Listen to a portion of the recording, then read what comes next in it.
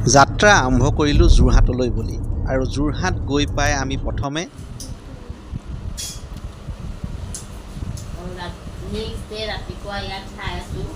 মণিবৰ নামেৰে খ্যাত তেখেতে আমাৰ লগত কেইটামান চিনেমাৰ লগত কৰিব গতিকে তেখেতক আমি পাই আমি যথেষ্ট গৌৰৱ অনুভৱ কৰিছোঁ। তেখেতক আমি খেলি আমি তেখেতক অসমীয়া ফুলাম গামোচাৰে আদৰণি জনাবৰ কাৰণে আমাৰ ৰূপালী অনুৰোধ জনাইছোঁ।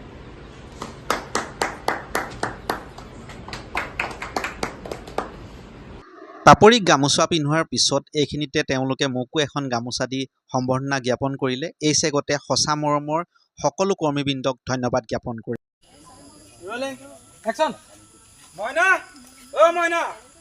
আৰু এয়া যে দেখিলে এখন চুটি ছবি আহি আছে য'ত পাপৰি আছে আপোনালোকৰ মণিবৌ নামটো সঁচা মৰম আৰু সোনকালে